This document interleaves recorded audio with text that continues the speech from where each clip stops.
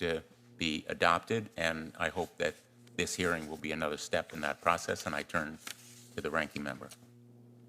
Thank you very much, Mr. Chairman. Thanks for your leadership on this over this entire Congress. It's been a real pleasure to work with you. Thanks to our witnesses for being here. I don't really have much to add to Senator Blumenthal's outstanding opening statement, other than just to observe that we have had many executives sit where our witnesses today are sitting, many avid proponents of this AI revolution that we're in the midst of. And we've heard a lot of promises to this subcommittee from those executives, who I might just point out always seem to have a very significant financial interest in what they're saying, be that as it may. But they have given us all kinds of rosy predictions. AI is going to be wonderful for this country. It's going to be fantastic for the workers of this country. It's going to be amazing for normal workaday Americans.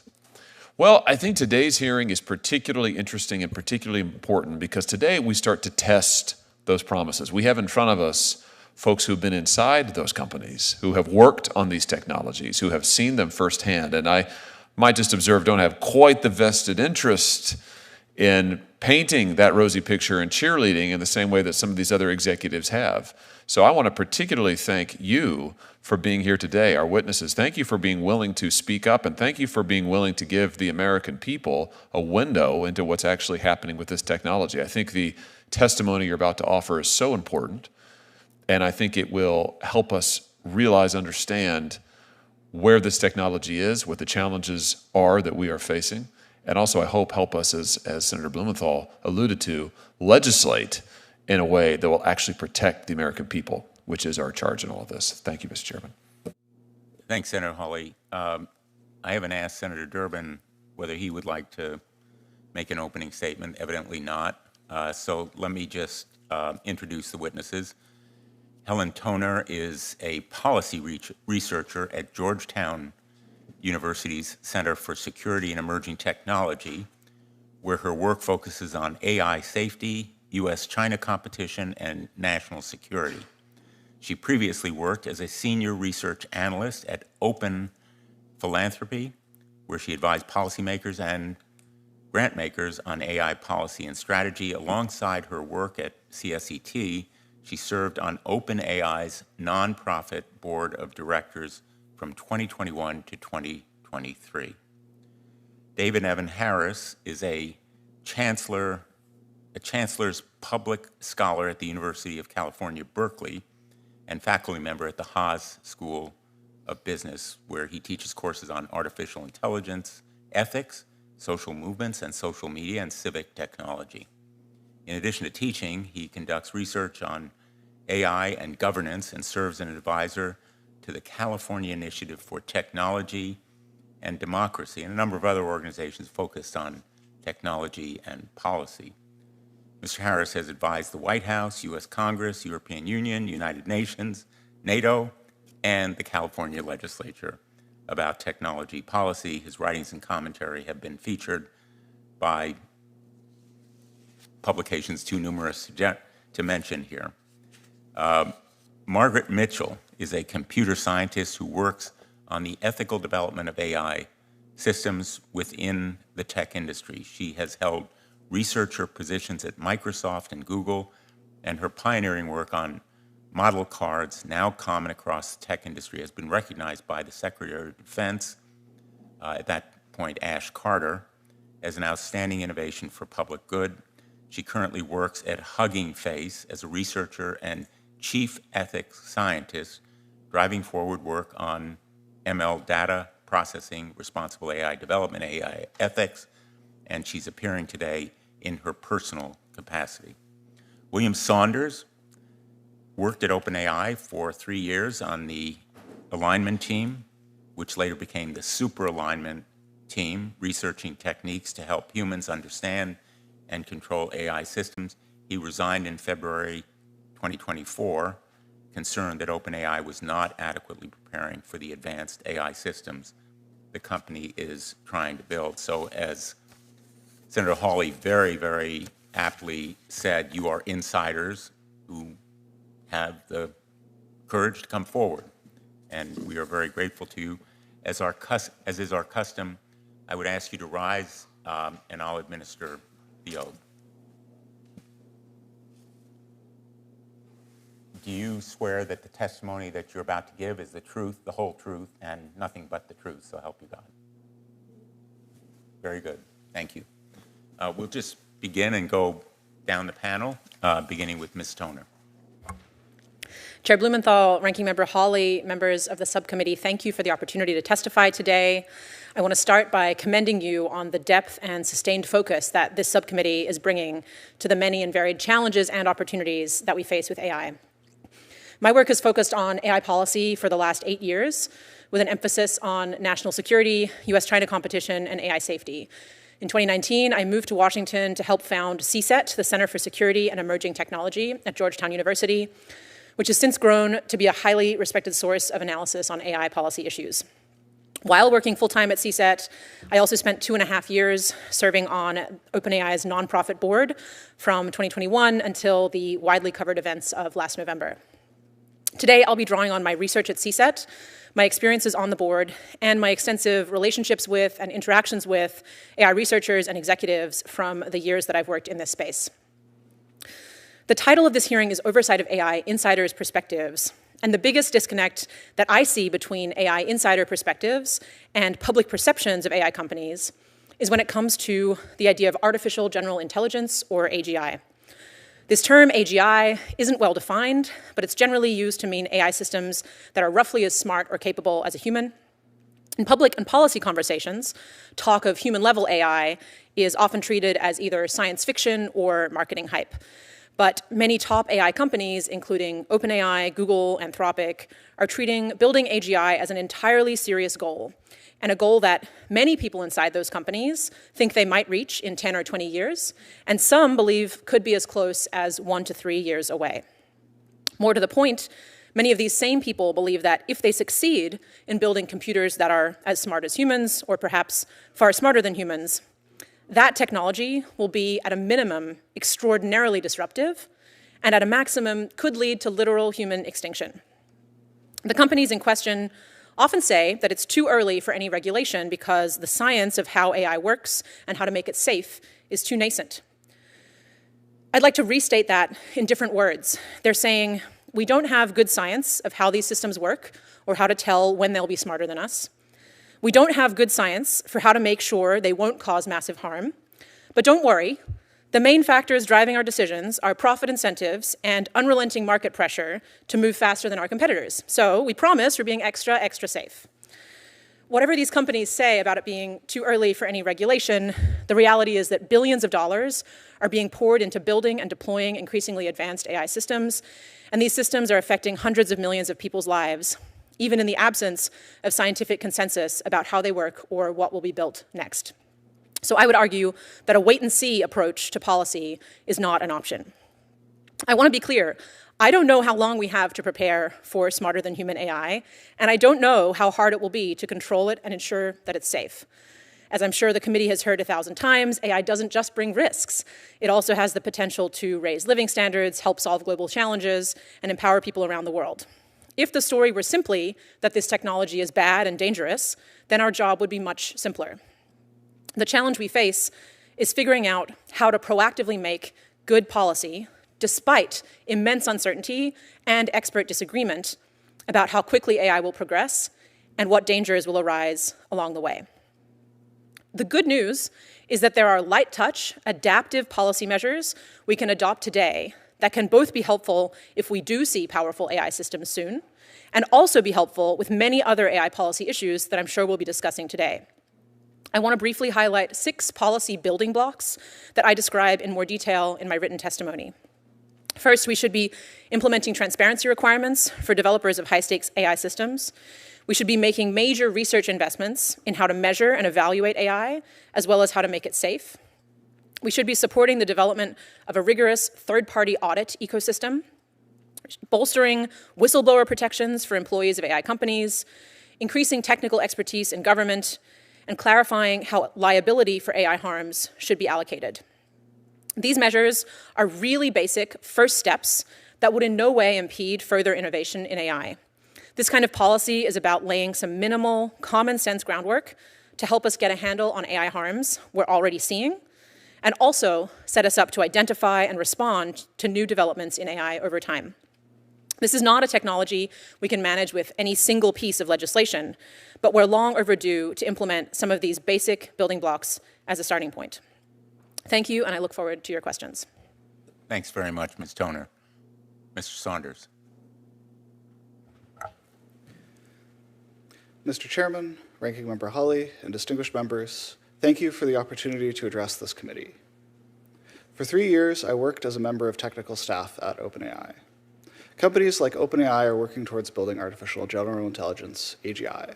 They are raising billions of dollars towards this goal. OpenAI's charter defines AGI as highly autonomous systems that outperform humans at most economically valuable work. This means AI systems that could act on their own over long periods of time and do most jobs that humans can do. AI companies are making rapid progress towards building AGI. A few days before this hearing, OpenAI announced a new system, GPT-01, that passed significant milestones, including one that was personally significant for me. When I was in high school, I spent years training for a prestigious international computer science competition. OpenAI's new system leaps from failing to qualify to winning a gold medal, doing better than me in an area relevant to my own job. There are still significant gaps to close, but I believe it is plausible that an AGI system could be built in as little as 3 years. AGI would cause significant changes to society, including radical changes to the economy and employment. AGI could also cause catastrophic harm via systems autonomously conducting cyber attacks or assisting in the creation of novel biological weapons. OpenAI's new AI system is the first system to show steps towards biological weapons risk, as it is capable of helping experts in planning to reproduce a known biological threat. Without rigorous testing, developers might miss this kind of dangerous capability. While OpenAI has pioneered aspects of this testing, they've also repeatedly prioritized speed of deployment over rigor. I believe there is a real risk they will miss important, dangerous capabilities in future AI systems. AGI will also be a valuable target for theft, including by foreign adversaries of the United States. While OpenAI publicly claims to take security seriously, their internal security was not prioritized. When I was at OpenAI, there were long periods of time where there were vulnerabilities that would have allowed me or hundreds of other employees at the company to bypass access controls and steal the company's most advanced AI systems, including GPT-4. No one knows how to ensure that AGI systems will be safe and controlled. Current AI systems are trained by human supervisors, giving them a reward when they appear to be doing the right thing. We will need new approaches when handling systems that can find novel ways to manipulate their supervisors or hide misbehavior until deployed. The superalignment team at OpenAI was tasked with developing these approaches, but ultimately we had to figure out as we went along, a terrifying prospect when catastrophic harm is possible. Today, that team no longer exists.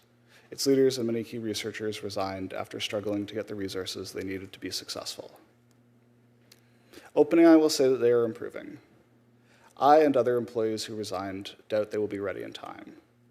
This is true not just with OpenAI. The incentives to prioritize rapid deployment apply to the entire industry. This is why a policy response is needed. My fellow witnesses and I may have different specific concerns with the AI industry, but I believe we can find common ground in addressing them. If you want insiders to communicate about problems within AI companies, you need to make such communication safe and easy. That means a clear point of contact and legal protections for whistleblowing employees. Regulation must also prioritize requirements for third-party testing, both before and after deployment. Results from these tests must be shared. Creating an independent oversight organization and mandated transparency requirements, as in Senator Blumenthal and Senator Hawley's proposed framework, would be important steps towards these goals. I resigned from OpenAI because I lost faith that by themselves they will make responsible decisions about AGI. If any organization builds technology that imposes significant risks on everyone, the public must be involved in deciding how to avoid or minimize those risks.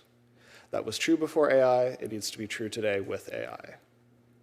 Thank you for your work on these issues, and I look forward to your questions. Thanks very much, Mr. Saunders. By the way, I'm going to ask that all of your written testimony be made a part of the record, so I know you've abbreviated your remarks, as I expect the others will do as well. Your full remarks will be part of the record without objection. Mr. Harris. Chairman Blumenthal, Ranking Member Hawley, and members of the committee. It is an honor to appear before you today to discuss the harms and risks of artificial intelligence. It is particularly heartening to see that this committee has developed a promising bipartisan framework and proposals that I earnestly hope will become law. They are urgently needed to provide effective guardrails for AI systems. My name is David Evan Harris. From 2018 to 2023, I worked at Facebook and Meta on the civic integrity and responsible AI teams. In my role, I helped lead efforts to combat online election interference, protect public figures, and drive research to develop ethical AI systems and AI governance. Today, those two safety teams do not exist. In the past 2 years, there have been striking changes across the industry. Trust and safety teams have shrunk dramatically. Secrecy is on the rise, and transparency is on the decline. Since leaving Meta, I have helped craft 2 bills about deepfakes and elections in California that await the governor's signature.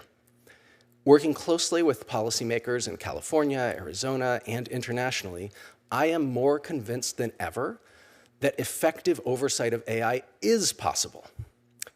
Today, there are 3 things that I hope you take away from my testimony. First, voluntary self-regulation does not work. Second, many of the solutions for AI safety and fairness already exist in the framework and bills proposed by the members of this committee. Third, as you said, not all the horses have left the barn. There is still time to act. Back to my first point, voluntary self-regulation is a myth. Take just one example from my time at Facebook. In 2018, the company set out to make time on their platforms into time well spent, reducing the number of viral videos and increasing more meaningful content from friends and family. The voluntary policy opened up a vacuum that TikTok was more than happy to step into. Today, Facebook and Instagram are fighting to claw back market share from TikTok with Reels, essentially those same viral videos that they sought to diminish. When one tech company tries to be responsible, another, less responsible company steps in to fill the void. While non-binding efforts such as the White House voluntary AI commitments and the AI elections accord are positive steps forward, the reality is that we've seen very little clear progress towards the promises made by tech companies in those commitments. When it comes to policies and laws governing AI, laws with shalls rather than mays are essential. Without the shalls, the legislation becomes voluntary, and many companies will delay or simply avoid taking meaningful actions to prioritize safety or harm reduction. To my second point, we don't need silver bullets. The framework proposed by this committee's leadership already has so many of the answers. 2 recommendations in particular in the framework are essential components for legislation. AI companies should be held liable for their products, and they should be required to embed hard-to-remove provenance data in AI-generated content. It is encouraging to see a bill on transparency in elections that would require labeling of some AI-generated material. More steps like these are needed. This brings me to my final point.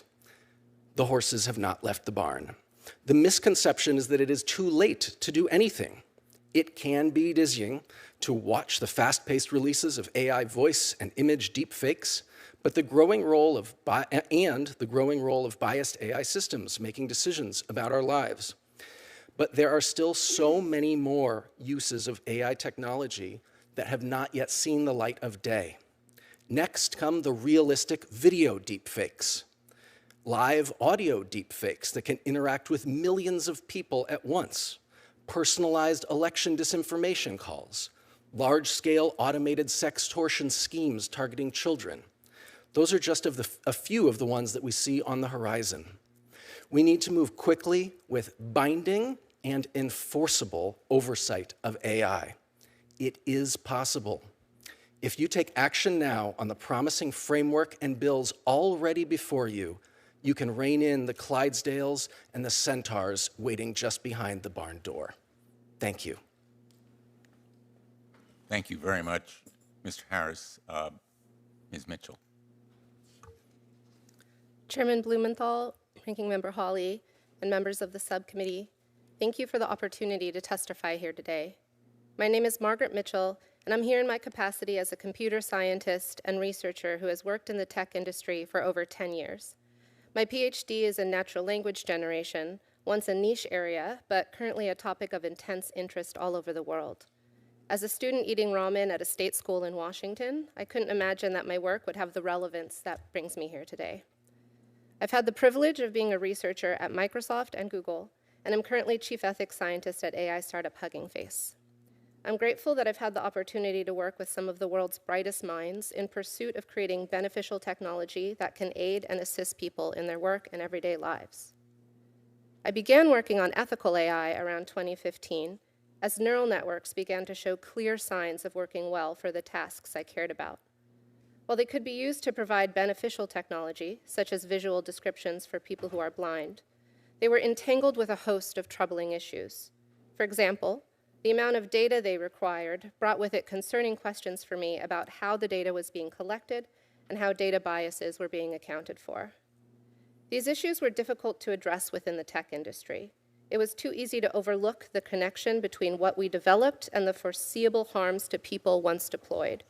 Too easy to gather more and more data while ignoring issues of consent, credit, and compensation. We were on a path of creating systems that we didn't fully understand, enabled by data sets that we hadn't critically analyzed, and motivated by evaluations that didn't critically engage with easily foreseeable contexts of use. When I joined Google in 2016, I was highly motivated to try and change this. One of the basic ideas I had was the role of foresight, of thinking through all the different ways a technology might evolve and using this to develop technology that's as beneficial as possible while mitigating foreseeable risks before they occur. But this type of thinking is difficult to incorporate into standard development practices where internal incentives push developers to launch new products quickly without productive collaboration across different ideas, viewpoints, and critiques. As I discussed these issues with my friends across the industry, it seemed this problem was common, present throughout large tech companies. Because of this, I realized that ethical AI practices could be more successful if I could turn those practices into launches. And so with my colleagues, we introduced model cards, launchable artifacts that incentivize thinking about technology's impacts, including documenting the intended use of a model and evaluating its performance across subpopulations that could foreseeably be subject to unfair treatment from an AI system. Part of my work on documentation and the role of critical thinking and foresight in development made it clear to me that there should be some amount of due diligence before a system is developed, such as research to inform predictions on what the system will be like by reviewing past literature and work from related fields. This motivated me to co-author a now famous paper called On the Dangers of Stochastic Parrots: Can Language Models Be Too Big? I've since continued my work, trying to understand gaps in AI development that overlook the impacts of the technology and developing methods to address them. I've taken on new challenges in understanding when systems might be more open or more closed, and now work at AI startup Hugging Face, a company focused on open science, where I operate in a culture of transparency and collaboration across different viewpoints, and for the first time, can go deeply into how the AI world I'm most familiar with connects to AI policy. My journey has made clear some of the ways that the government might be able to help shape AI development within the tech sector so that it may be positive for the public. Briefly, this involves filling key gaps in AI development practices and research, including 1, research on the relationships between model inputs and model outputs. 2, rigorous analysis of data, models, and systems. 3, implementing due diligence and foresight, including before development. And 4, operationalizing transparency in the AI lifecycle, including after deployment. Potential solutions primarily take 2 forms: federal research funding and requiring documentation and disclosure, and I echo my colleagues here in advocating for increased support for whistleblowing. I greatly appreciate the work that so many members of Congress, congressional staff, federal agencies, and my research and private sector colleagues are doing to advance the science and practice of ethical AI. I look forward to discussing these important topics with you today and welcome your questions. Thank you very much, Ms. Mitchell. Again, I want to thank all of you for your very insightful and important testimony. We're going to have 5-minute rounds of questions, and I'll begin. Mr. Saunders, Mr. Harris, you said in your testimony, quote, trust and safety teams have shrunk dramatically, secrecy and lack of transparency have increased. Is that true across the board of all companies? Thank you so much, Senator Blumenthal, for the opportunity to answer that question. I have appended in the appendices to my written testimony a report by an organization called the Free Press that is entitled The Big Tech Backslide. I would encourage you and your colleagues to visit this report. It's the most comprehensive study that I have seen so far about the backslide. The backslide consists in part of just removing the people from those teams. It has been reported that Elon Musk let go of 81% of the staff of Twitter after purchasing it. We saw large layoffs across the board in the entire sector, but part of the backslide is also the retreat from policies, specific policies that the companies have designed to keep our elections safe. So I do believe that I personally have observed one company that has actually made strides forward and hired many people during this same period of the past 2 years, and you're not going to like the one that it is, but it's TikTok. Honestly, TikTok has been hiring a lot of the people who were let go from many of those other companies. But the measure of their commitment to some oversight and safeguards is their investment in that kind of, in effect, trust and safety teams, and they have been backsliding, which belies their stated commitment to trust us, we'll do it, don't worry. Yes, perhaps because my equine metaphor resonated so much with you, I could offer another story from the animal kingdom, but this time ursine in nature. There is a metaphor that is used in the tech industry that I know of being used in at least 2 of the very biggest tech companies, and it's called the metaphor of the bear. You, senators, are the bear in this metaphor, along with other regulatory bodies, the regulators. And the tech companies in this metaphor are people running away from the bear as fast as they can. In this story, the bear eventually catches up and it eats the slowest person, eating the slowest tech company. Thus, the moral of the story, if you are a tech company, is just don't be the second slowest. That is the strategy. So as long as you can point to someone, to another tech company that is doing a worse job than you are on trust and safety, the idea is that is the optimal allocation of resources in your company. I think what's important here is that all of the tech companies, not just one, not just, for example, OpenAI, we're not singling out one or another, are engaged in that kind of strategy. Let me ask Ms. Toner, you wrote in your testimony that your, quote, experience on the board of OpenAI taught me how fragile internal guardrails are when money is on the line and why it's imperative that policymakers step in. I know there are limits on what you can discuss publicly. I'm very respectful of them, but maybe you can tell us what you had in mind when you wrote that sentence.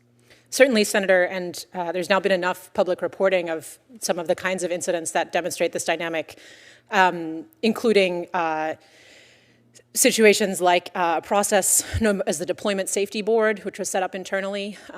Great idea for something to try and coordinate safety between OpenAI and Microsoft when using OpenAI products.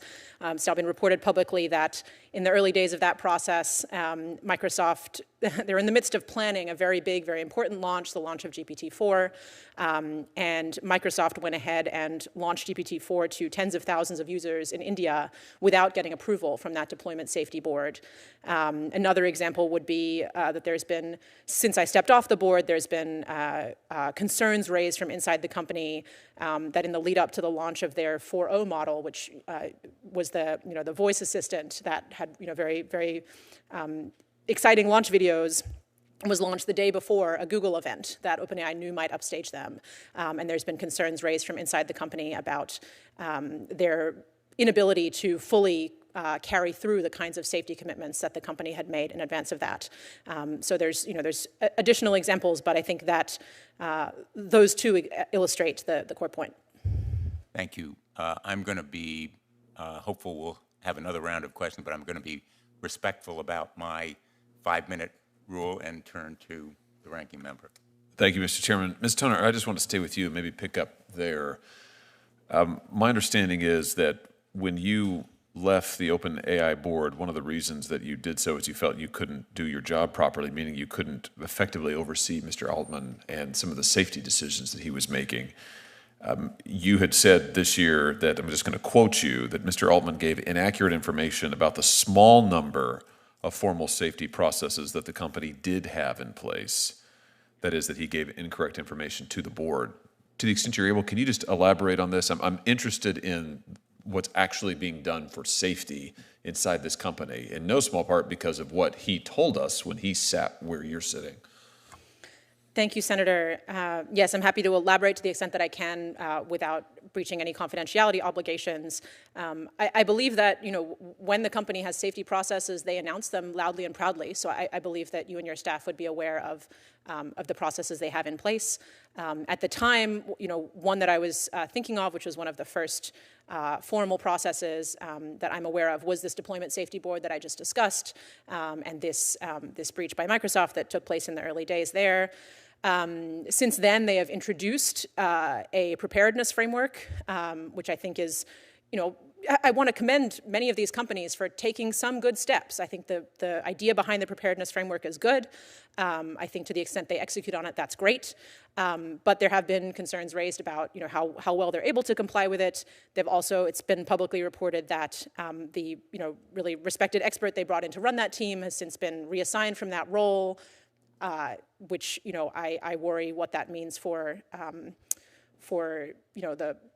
the influence that team is able to exert on the rest of the company. And I think that is illustrative as well of a larger dynamic that I'm sure all of the witnesses here today have observed, which is there are really great people inside all of these companies trying to do really great things. And the challenge is that if everything is up to the companies themselves and to the leadership teams who are needing to make trade-offs around getting products out, making profits, attracting new investors, those teams may not get the resourcing, the time, the influence, the ability to actually shape what happens that they need. So I think many of the dynamics that I witnessed echo very much what I'm hearing from my fellow witnesses. That's very helpful. Let me just ask you this. Let me just put a finer point on it, because Mr. Altman, as I said, testified to us on this connection this past year. Here's part of what he said. We make, meaning OpenAI, significant efforts to ensure that safety is built into our systems at all levels. And then he went on to say, and I'm still quoting him, before releasing any new system, OpenAI conducts extensive testing, engages external experts for detailed reviews and independent audits, improves the model's behavior, and implements robust safety and monitoring systems. In your experience, is that accurate? I believe it is possible to characterize the company's activities accurately that way, yes. The question is how much is enough, who is making those decisions, and what incentives are driving those decisions. So in practice, if you make a commitment, you have to write that commitment down in some words, and then when you go to implement it, there's going to be a lot of detailed decisions you have to make about what information is shared with whom at what time, who is brought into the right room to make a certain decision. Is your safety team, whatever kind of safety team it might be, are they brought in from the very beginning to help with conception of the product, really think from the start about what implications this might have, or are they handed something a couple of weeks before a launch deadline and told, okay, make this as good as you can do? Here, I'm not trying to refer to any specific incidents at OpenAI. I'm really referring to, again, examples that I've heard reported publicly, heard from across the industry, that there are good efforts, and I worry that we should not, that if we rely on the companies to make all of those trade-offs, all of those detailed decisions about how those commitments are implemented, that they're just unable to fully account for the interests of a broad public. And I think, you hear this as well from people, I've heard this from people in multiple companies, sentiment along the lines of, please help us slow down. Please give us guardrails that we can point to that are external, that help us not only be subject to these market pressures. Just in general, is your impression now, was OpenAI doing enough in terms of its safety procedures and protocols to adequately vet its own products and to protect the public? I think it depends entirely on how rapidly their research progresses. If their most aggressive predictions of how quickly their systems will get more advanced are correct, then I have serious concerns. If their most aggressive predictions may well be wrong, in which case I'm somewhat less concerned. Let me finally, because I want to be mindful of the time and I've got colleagues who want to ask questions, let me just end with this. You in your written testimony, you make, I think, a very important and helpful point about AI development in China and why the competition with China, though real, should not be taken as an excuse for us to do nothing. Could you just amplify that? Because we've heard a lot of folks sitting where you're sitting over the last year and a half raise the China point and usually say, well, we mustn't lose the race to China, therefore it would be better if Congress did little to nothing. You think that that's wrong. Just explain this to us why. I think that the competition with China is certainly a very important consideration, and we should be keeping a very close eye on what they're doing and how U.S. technology compares to their technology. But I think it is used as an all-purpose excuse to not regulate and an all-purpose defense against any kind of regulation. I think that's mistaken on a few fronts. It's mistaken because of what's happening in China. They are regulating their sector pretty heavily. They are, scrambling to keep up with the U.S. They are facing some serious macro headwinds in terms of economic problems, access to semiconductors after U.S. export controls. So China, has its own set of issues. We shouldn't treat them as, just absolutely raring to go and about to pass us at any moment. And I think it also totally belies the fact that regulation and innovation do not have to be in tension. This is a technology, AI, that consumers don't trust. There's been recent consumer sentiment surveys showing that if they see AI in a product description, they're less likely to use the product. So if you can implement regulation that is light touch, that increases consumer trust, that helps the government be positioned to understand what is going on with the technology, you can regulate in really sensible ways without even impacting innovation at all. So then it's irrelevant, if it's going to affect the race with China. Thanks very much, Senator Hawley. Senator Durbin. Thank you. I'm going to ask some basic questions. Liberal arts lawyer, forgive me, maybe that will lead to inspiration, I'm not sure. I'm trying to understand the mechanism of regulation in the AI venture. We look back in history to the Manhattan Project, and it was inspired by the government, funded by the government, staffed by the government, built by the government, succeeded. And I think it generally succeeded. Then you fast forward a few years to the race to the moon, and the question is, was it inspired by the government, but now do we have more private sector involved in it in terms of the actual project and its success? Then you go to the world of quantum, and let me tell you at this point, that's as far as I can go in my expertise, other than the fact that I met a man who works for DARPA who explained to me that his job is to prove that the quantum effort of a certain company, private company, doesn't work. He's supposed to prove this over and over again. His name's Peter, very interesting guy. But it appears that is all private sector, and we as regulators are on the outside getting ready to prove it doesn't work, hoping that someday we won't be able to prove that. So the question is now, where is AI? And can we as a government actually regulate the future of an industry unless we have a team and technology that matches what they have, or at least is close to it? It seems to me it's tough to regulate an entity if you don't understand it and the decisions that they have to make. Would anybody like to straighten me out? Please. Yes, thank you for the question. I think that the government has a really useful role to play here in incentivizing good work. So in my written testimony, I speak to how there are very clear gaps in current AI development processes within the tech industry where there just isn't enough research and there isn't enough work, and it hasn't organically emerged due to market pressures and things like that. So in particular, there isn't a really rigorous, mature science of data analysis in order to understand the relationship between inputs and outputs. We've seen in the past that there have been grants, things available through DARPA, for example, to increase the state of the art in machine translation. So now it's possible to communicate with someone speaking in a different language without knowing that language. That has been partially enabled by DARPA and grants through there. So I think that by focusing in on these sort of difficult points within the AI lifecycle where there really hasn't been development, and there should be, and I think we cover that in some of our written testimonies, the government has a very good role to play in helping make sure that AI continues to be developed in a way that's beneficial, as opposed to overlooking a lot of the serious issues. The way you explained your background, at least I hope I caught it, you've been primarily private sector. Yes. So the question I'm asking you is, if the government is going to regulate you with some federal employees or contract employees, do we have the level of expertise to really interface with what you're doing in the private sector? I think it's possible to hire for the expertise if you don't already. I mean, I will speak to that.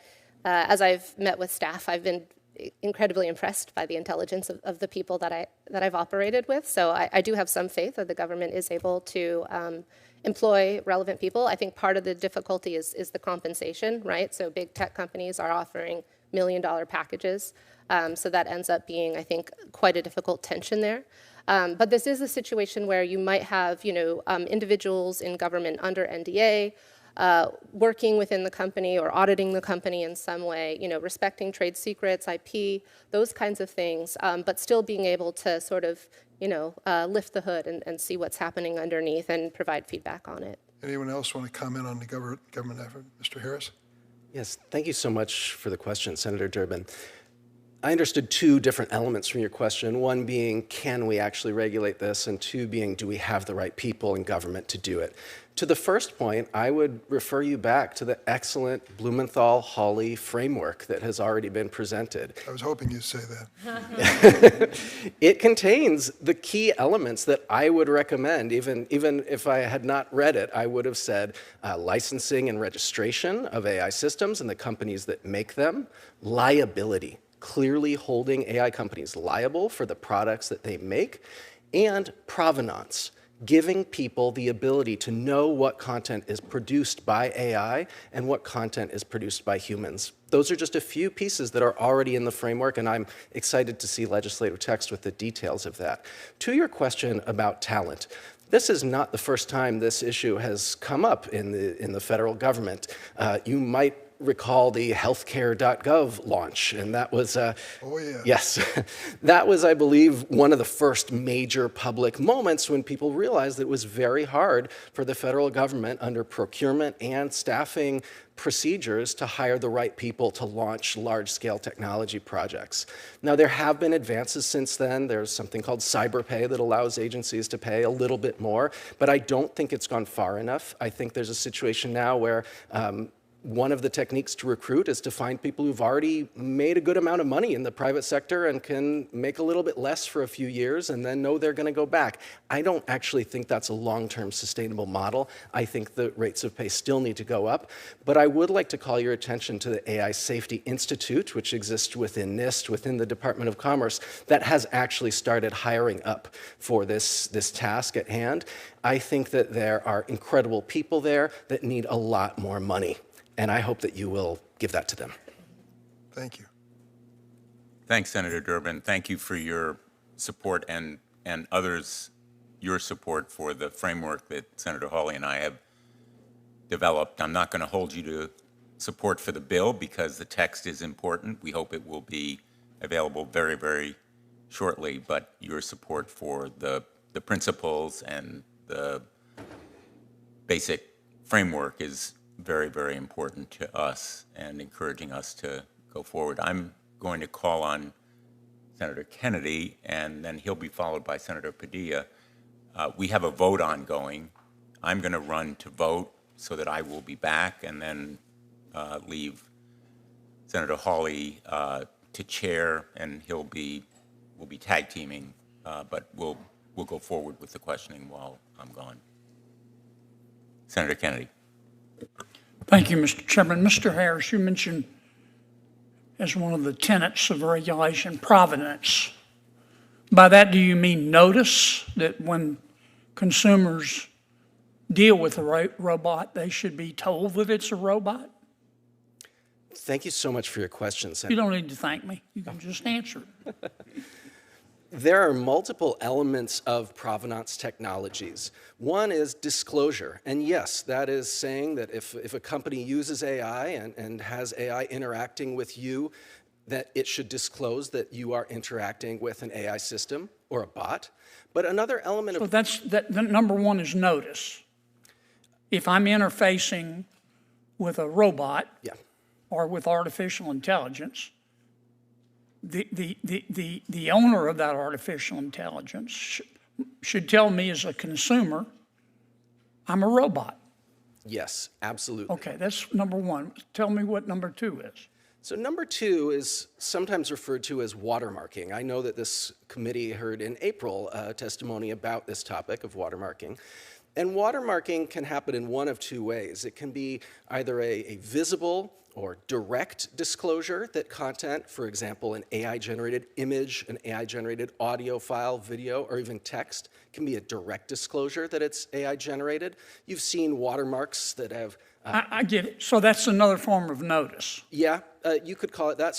But that's direct watermarking. Then there's also another technique, which is a more indirect disclosure, which is hiding an invisible signal within the text of a piece of text that's generated by AI, within an image, which is a hidden pattern of pixels. What good does that do in terms of a consumer? Well, the good thing about that is that it can be much more difficult to remove than simply a notice that says this was produced by AI at the top or bottom of a picture that you could just crop out and remove very easily. So watermarks have value in that sense.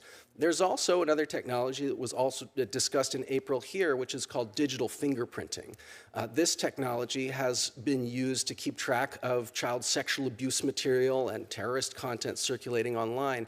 And that creates what's called a hash, a unique identifier for images, audio files, could be even done with text or videos, and that's stored in a database, and that can associate a piece of content and then identify it as AI generated. All these are forms of notice. Some more direct than others, I would call them forms of I'm not trying to trick you. I'm trying to understand. Are there any companies that are giving the world proper notice right now? Anybody? So I'm happy to answer that. Sure. So according to their public statements, Yes or no, please, sir, because I got other ground to cover. Google DeepMind SynthID is the name of the technology. Looks good. I haven't tested it. But they're trying to give notice. Yeah. Okay. Licensing. What good is licensing going to do? I mean, you go to the government and say, okay, here, give me a license. What good is that going to do? Well, Anybody. I'm happy to take that one also briefly. As is the case in many professions, the law, medicine, you need a license to practice, and if you violate the code of that profession, you can no longer practice.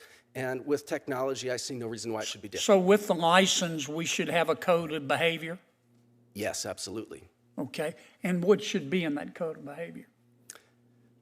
Again, happy to offer this to any of my co-panelists here, but I believe that ethics are critical, that artificial intelligence systems should be designed in ways that they can't harm human beings, that they don't do damage to people, that they don't discriminate, that they don't give people advice that brings harm to them, that's incorrect. Those are a few elements of the code.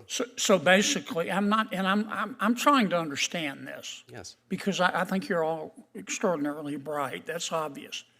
But the American people don't understand what you're talking about. Okay? And frankly, many times neither do I. So you license with a code of behavior. That would require government to set up some sort of agency to enforce that code of behavior. Is that correct?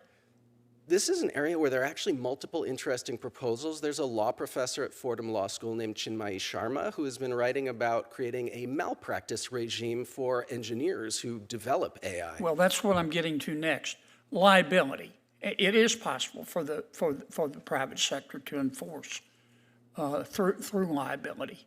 Why are our tort laws right now, our contract laws right now, not adequate? Again, go ahead. I can jump in on that.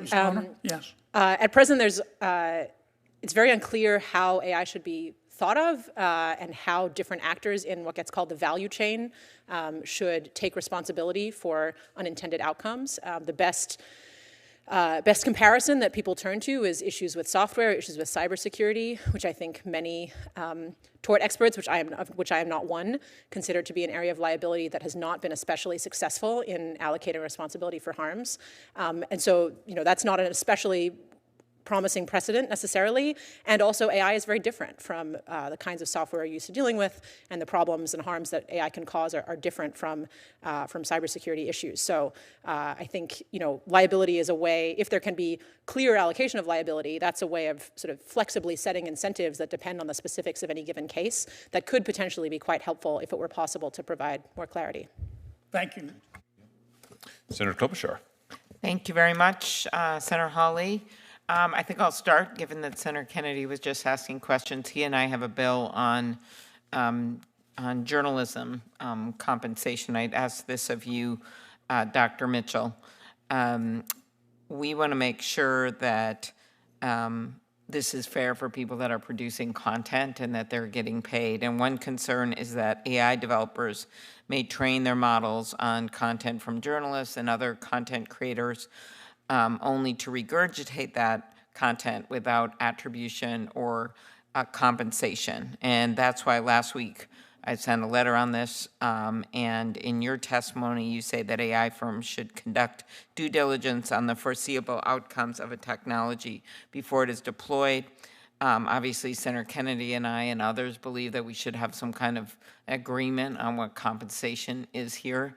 But could you talk about harms that new AI features pose in markets like journalism, which is key to the First Amendment, that we have functioning journalism? Go ahead. Right, yeah, thank you, and that's such an important point.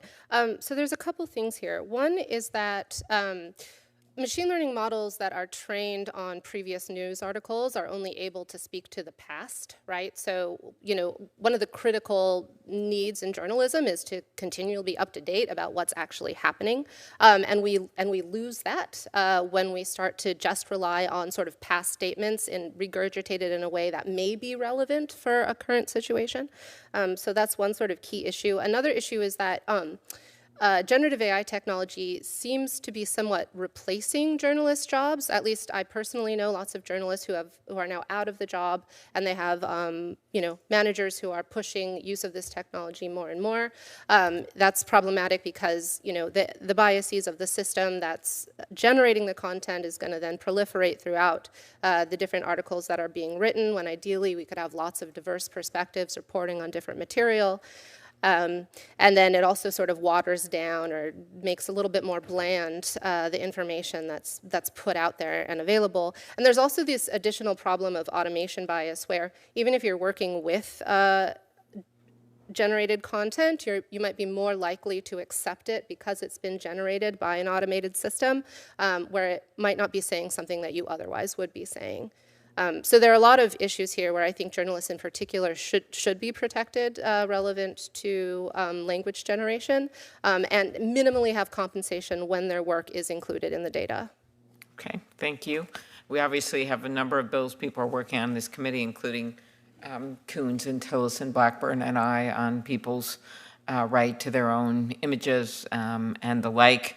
But I thought I'd focus just on one thing today, and I have a number of bills with Senator Thune and others to make sure we have regulations at work and guardrails in place, just because I see the potential upside of this as well. And I think the only way we're going to get there is if we don't have a bunch of people ripped off in scams, and if we don't have a harm done to our democracy. So, two ways that we look at this. One is we have two bills that are major. One is with Senator Hawley and myself on banning the deepfakes, where it is actually someone pretending to be the candidate when they're not. We've seen this happen on both sides of the aisle. And we've seen other states, including Texas, actually take action on this. We have, I think, 18, 19 states have done this, including red states, blue states, purple states, where they have at least required labeling of ads. And we understand in our bill, Senator Hawley and myself, that you're not going to be able to cover satire and that kind of thing because of the Constitution, but the labeling requirements that Senator Murkowski and I have would get at not small ball stuff like hair color, but would get at least so that people know if it is the candidate or not themselves. Because even with satire, I know people are confused because they've showed me stuff and said, is this really them? Is that really Trump? Is that really Harris? Is that really, I mean, it's an unbelievable thing to do to voters when you're trying to get them to make a decision. So I just look at this as two-pronged, and I guess I'd go with you, Mr. Harris, because you talked about this earlier. Do you agree there's a serious risk posed by the use of AI in our elections? And can you tell us how AI has the potential to turbocharge your election-related disinformation? Thank you so much, Senator Klobuchar, for the question and for your commendable efforts on legislation producing all of the bills that you mentioned. We have gotten those 2 bills through the Rules Committee, but Senator McConnell is having an issue with them, and I'm just really concerned that we are not going to be able to advance them on the floor before it's too late. But continue on. Yes, absolutely. So this is a topic that I have written about extensively, in part in my work with the Brennan Center for Justice at the New York University School of Law. I produced a guide for how election officials can prepare for AI threats along with co-authors. And I think that it's very, very important that we be prepared for a variety of threats. Those threats could include deepfakes of election officials, of candidates like yourselves, and also deepfakes that present election apparatus in them that indicate that there was tampering with physical objects associated with the election. In 2 bills that I mentioned earlier that I worked on in California that are currently awaiting signature, fingers crossed, by Governor Newsom, Assembly Bill 2655 by Mark Berman, Assembly Bill 2839 by Gail Pellerin, those would actually have serious consequences so that if someone posted those types of election deepfakes, they could be removed, that platforms would be required to remove them. Yeah, well, our bill allows for them.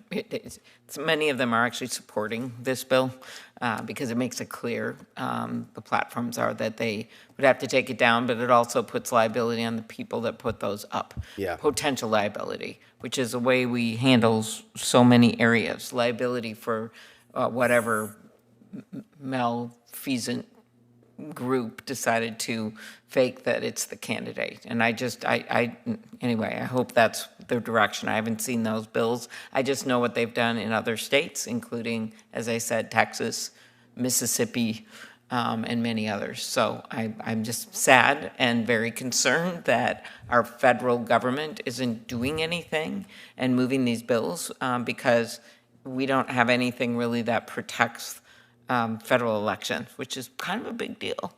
We'll try to use existing laws, but the state laws would remain in our bills, but it would just simply give us the protection in federal elections. So I guess that Mitch McConnell has decided we're going to just roll the dice and see if it all is fine. But I'm already having people come up to me and say, is this really the person? I don't think this is a person. And we could stop this right now by putting these bills in place. Senator Padilla. Thank you. Thank you to all of you for your testimony today. As you're, I'm sure, aware, the U.S. AI Safety Institute recently announced a deal with OpenAI and Anthropic, who agreed to share their models with researchers before and after deployment for research, for testing, and for evaluation. My first question is for Ms. Toner and for Dr. Mitchell. What do you think about this agreement? Thank you, Senator Padilla. I haven't seen the details of the agreement. I think in principle it sounds excellent. I think it's a great step forward. I'm excited by the work that the AI Safety Institute is setting out to do, and I echo Mr. Harris's call for them to be as well-resourced as they possibly can be. I think the success of an arrangement like this will depend on a lot of details about timing and access and what kind of assets are allowed to be accessed in what kinds of ways. So I'm optimistic about it and very pleased to see the agreement, but we'll have to see where it goes from here. Dr. Mitchell. Thank you. Yeah, I echo Ms. Toner. I think that one of the reasons why this is really critical is that it can help keep companies sort of accountable for the statements they make and the kind of things that they might be misleading the public about with respect to how well the technology works. When you can have kind of independent examinations or reproducibility of the evaluation results or more rigorous evaluation, this kind of thing, I think we're in a better situation for developing AI in a way that's very well informed. My one concern, and again, this is not knowing a lot about this particular agreement, would be if research was abused. So for example, saying you're a researcher and then using the technology in a malicious way. I think this happened previously with Facebook.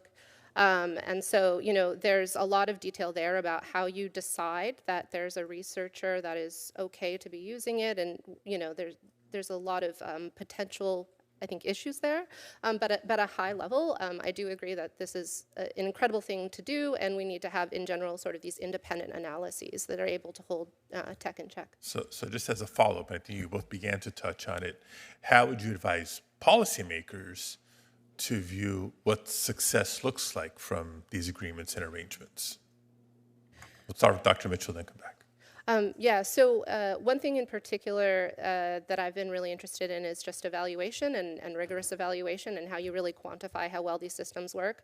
I think that larger tech companies are sort of incentivized to report that the systems work well without really breaking down what that means, the context of use, when it can be used, when it can't. And one thing that sort of independent research might be able to do is actually do pretty rigorous analysis of how the systems might work in specific kinds of scenarios and provide just a lot more insight that would not be provided if they had more of a profit incentive. Ms. Toner? Yeah, just to add on to that, all of which I agree with, I think it'll be difficult for us from the outside to be able to evaluate, I believe, because I expect a lot of this testing and evaluation to happen behind closed doors, which I think is reasonable. And so I think the task for Congress will be to be interfacing and working closely with NIST and the AI Safety Institute to hear from them how well this is working. Do they have again, the sort of contractual arrangements that they need in order to carry out the kinds of testing that they think would be most valuable? Do they have the funding that they need? Do they have the staffing that they need? And so we've talked a little bit about the need for more technical talent in government. Personally, I think salaries are only one piece of the puzzle there. I know multiple people who are really interested in offering their immense talents to the US government and are just, the processes, the hiring processes are impossible. And another element that I know comes up for people who do end up getting into government is, their ability to use halfway up-to-date technologies rather than extremely old devices, extremely old systems. So I do think that the talent issues are critical, and I think that the salaries are part of that, but I worry sometimes that we see the salaries as a totally intractable problem and then give up. And I think there are other ways to increase access to technical talent as well. Okay, thank you. In my time remaining, I do want to touch on one other topic, and this is for you, Dr. Mitchell. In your testimony, you observed that there's currently no well-developed science that analyzes how inputs affect outputs once a model is trained. In simple terms, can you help all of us better understand why this is important for developers to consider?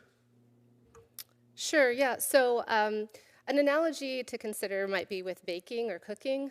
So when you make a cake, ideally you have a sense of what the ingredients are and what the different ingredients might do. So if I add more egg, it'll be more puffy, these kinds of things. We don't have a similar thing with building models. And so if you think of the data as essentially ingredients and the training as cooking, and then the model is sort of the output, the thing that you've cooked, we're missing the sort of approach where we have recipes. We're missing this deep understanding of what all the pieces are that result in this output thing we might want to eat or not. So we've gone from the animal kingdom to baking, but in a very effective way. Thank you all. Thank you, Mr. Chair. Thank you very much, Senator Padilla. All of the witnesses that we have before us today have left companies, AI companies, based on concerns about commitment to safety. You're not alone, obviously. OpenAI in particular has experienced a number of high-profile departures, including the head of its super alignment team, Jan Leica, who left to join a rival, Anthropic. And upon departing, he wrote on X, quote, "I have been disagreeing with OpenAI leadership about the company's core priorities for some time until we finally reached a breaking point." He also wrote that he, quote, "believe much more of our bandwidth should be spent getting ready for the next generation of models on security, monitoring, preparedness, safety, adversarial robustness, super alignment, confidentiality, social impact, and related topics. These problems are quite hard to get right, and I am concerned that we aren't on a trajectory to get there." Let me ask all of you, based on your firsthand experiences, would you agree essentially with those points? Let me begin with you, Mr. Saunders, and go to the others if you have responses. Yeah, thank you, Senator. Dr. Jan Leica was my manager for a lot of my time at OpenAI, and I really respected his opinions and judgment. And I think what he was talking about were sort of a number of issues where OpenAI is not ready to deal with models that have some significant catastrophic risks, such as high-risk models under the preparedness framework. So things that could actually start to assist novices in creating biological weapons, or the systems that could start conducting unprecedented kinds of cyber attacks. And so for those kinds of systems, we're going to, first we're going to need to nail security so that we make sure that those systems aren't stolen before we figure out what they can do and used by people to cause harm. Then we're going to need to figure out how do you actually deploy some system that under some circumstances will, could help someone construct a biological weapon, but lots of people want to use it for a bunch of other things that are good. So every AI system today is vulnerable to something called jailbreaking, where people can come up with some way to convince the system to provide advice and assistance on anything they want, no matter what the companies have tried to do so far. And so we're going to need to have solutions to hard problems like these. And then we're going to need to, have some way to deal with, models that again might be, smarter than people supervising them, and might, start to autonomously cause certain kinds of risks. And so I think he was speaking to, again, just a number of areas where the company was not being rigorous with the systems that we currently have, which, again, can amplify some kinds of problems. But once we reach the point where catastrophic risk is possible, we're really going to need to have our shit together. Others have comments in response to Ms. Mitchell? Yeah, I agree with Jan's statement there, and I think this also echoes some of what Ms. Toner had said about responsible AI type people being disempowered in tech companies. And so while on the one hand, it's helpful for tech companies to have responsible AI trust and safety teams so that they can tell senators that they have them, on the other hand, when it comes to making critical decisions about how the technology gets developed, they're usually left out of the room. So this is a serious issue. Yeah. I'm going to interrupt my second round to yield to Senator Blackburn, who has rejoined us. Thank you so much. Yes, there are so many hearings today. It is catching us running back and forth.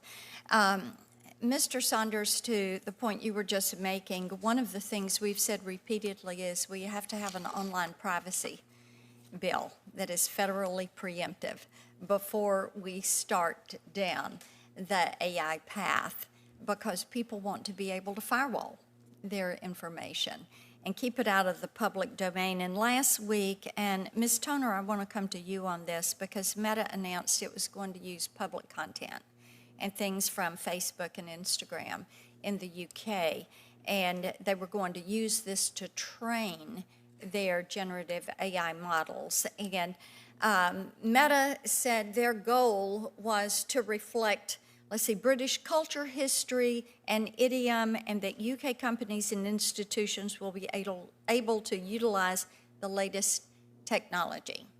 And I think we all know what that means. I'd love to hear what concerns you have over that announcement and what limits should we place on companies like Meta that are using this data that is shared on their platforms to train their generative AI models.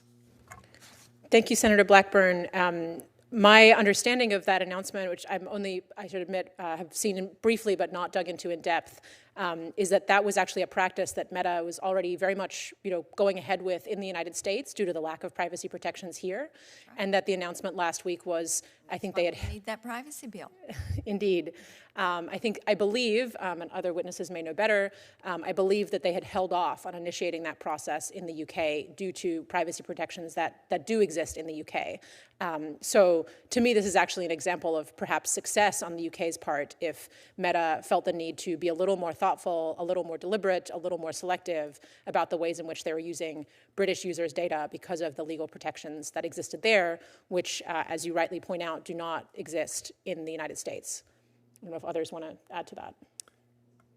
I'm happy to add on that. There was actually something on this same topic that really got a lot of attention at the beginning of the summer. A lot of users of Facebook and Instagram found that they could opt out of the process of having their public data used for training of AI systems, and then they posted instructions. I saw this on both TikTok and on LinkedIn. Users had posted instructions how to go to the part of your Facebook or Instagram settings where you can opt out of having your data used. I tried to do it in Facebook, I tried to do it in Instagram, and I couldn't find the button.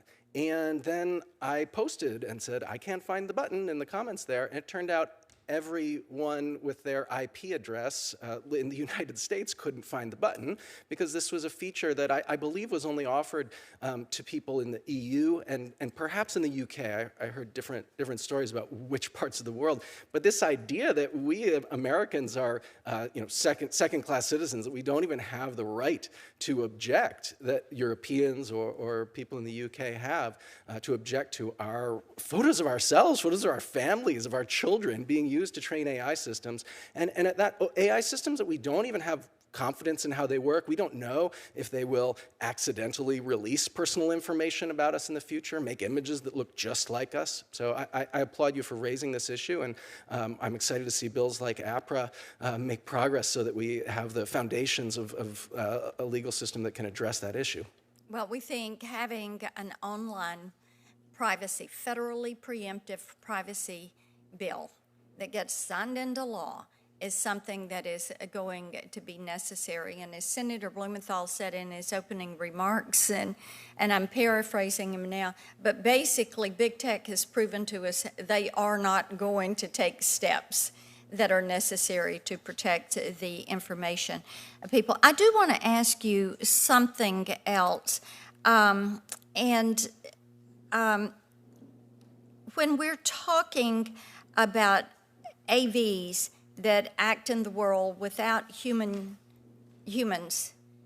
and they're using AI, and that brings about the difference between intelligence and agency, between systems that think and systems that can act. So, Ms. Toner, let me come to you on this.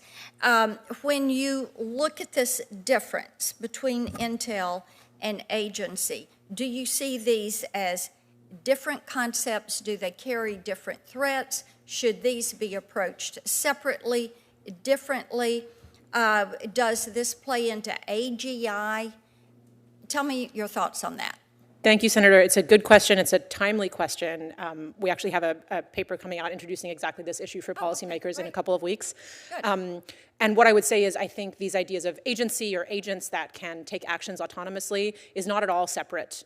It is it's not the same thing as intelligence, but we are already seeing the ability of companies to take, language models, chatbots like ChatGPT and others, and, add a little bit of additional software, add a little bit of additional development time, and convert them into systems that can go out and take autonomous action.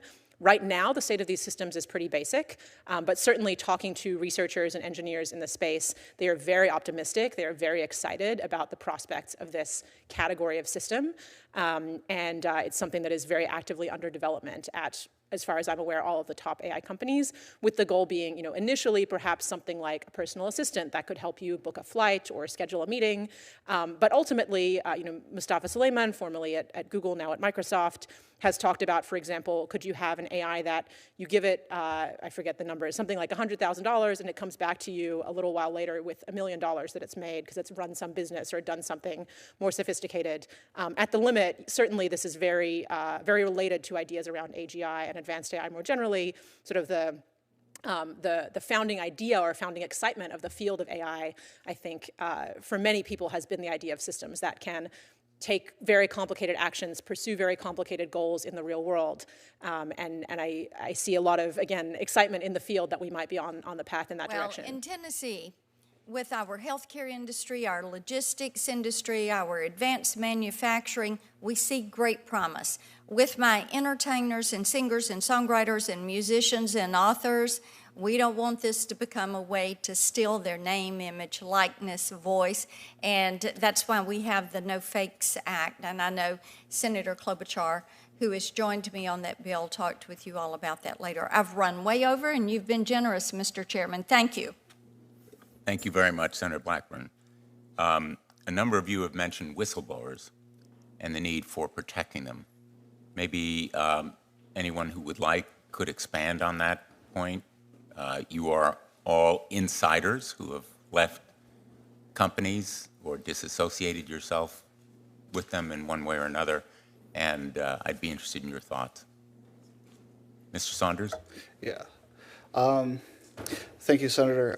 So when I resigned from OpenAI, I sort of found that they gave to every departing employee a restrictive non-disparagement agreement, and you would lose all of the equity you had in the company if you didn't sign this agreement, where you had to effectively not criticize the company and not tell anybody that you'd signed this agreement. I think this really opened my eyes to the kinds of legal situation that employees face if they want to talk about problems at the company. And I think there's a number of important things that employees want in this situation. So there's knowing who you can talk to. It's very unclear sort of what parts of the government would have expertise in specific kinds of issues. You want to know that you're going to talk to somebody who understands the issues that you have, and that has some ability to act on them. And then you also want legal protections, and this is where I think it's important to define protections that don't just apply when there's a suspected violation of law, but when there's a sort of suspected harm or risk imposed on society. And so that's why I think legislation needs to include establishing whistleblower points of contact and these protections. Other thoughts, Ms. Mitchell? Yeah, thank you. So I think Mr. Saunders is making one of the really important points here is that there just isn't a lot of knowledge about when and how to whistleblow. So as part of my sort of ethics studies, I tried to familiarize myself with the situation where you would whistleblow versus whether this would be like breaking your NDA, that sort of thing.